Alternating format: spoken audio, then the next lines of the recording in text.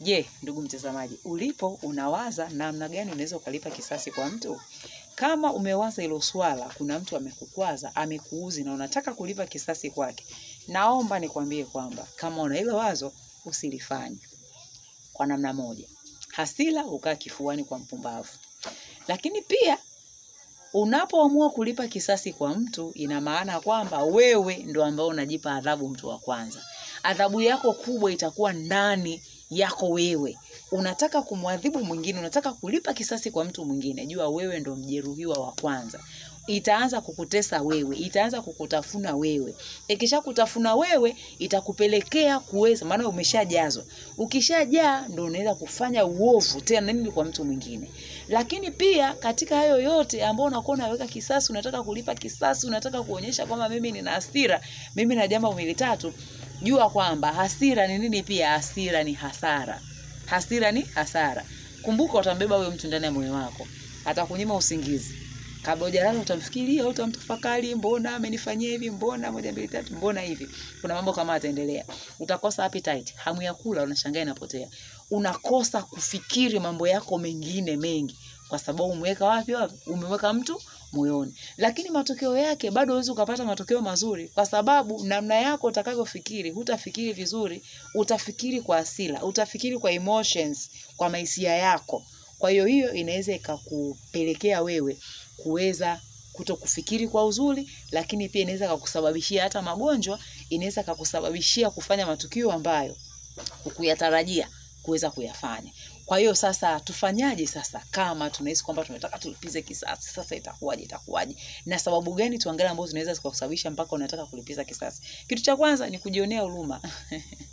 Ni kitu kizuri kujionea huruma, muda mwingine kujihurumia wewe kama wewe. Lakini unajihurumia katika mambo gani? Kuna mambo unakuta yashatokea tumeshafanyiwa kwenye maisha. Lakini pale tunapokaa tunaanza kuona sasa mimi why me? Kwa nini inanitokea tu mimi kila siku? Kwa nini nimefanyiwa hivi? Kwa nini hivi na hivi? Kwa nini moja mbili tatu? Kwa nini? Kwa nini hiki? Alafu hauji na solution. Haujapata somo kutoka kwenye ile changamoto. Niamini mimi ndugu mtazamaji, utaendelea kuwa down, utaendelea kushuka, utaendelea kutokuweza kupata majibu na utazidi kutengeneza tatizo lako kuweza nini kuwa kubwa. Kitu cha msingi ni kuface reality.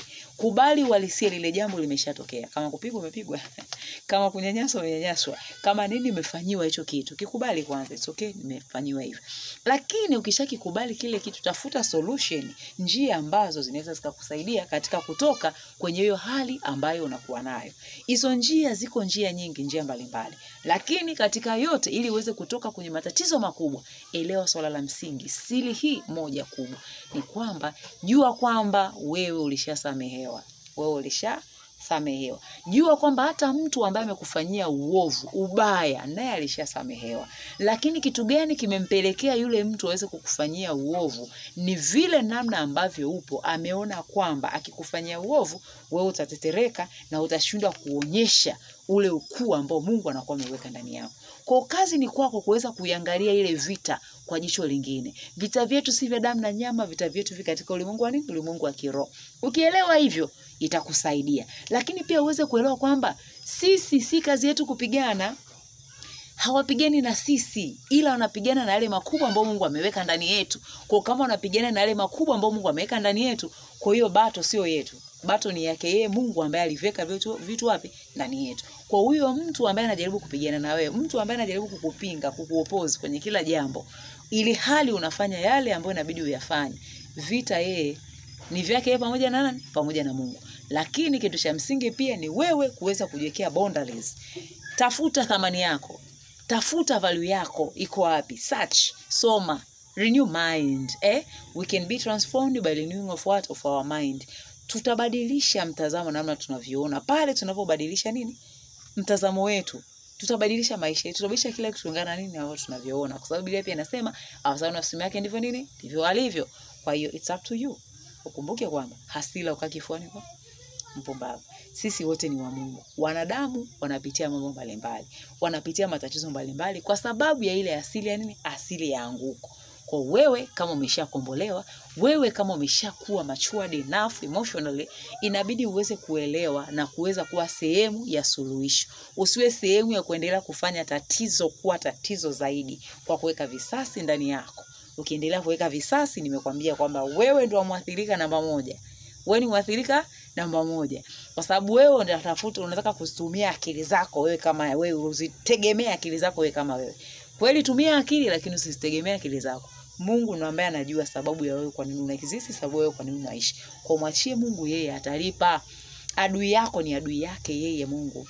Kwa nini uanze kupoteza muda katika kuanza kufight na watu? Unataka kuanza kuonyesha kwamba mimi niko right, nitamkomesha, nitamuonyesha. Wewe sio Mungu. Sio Mungu.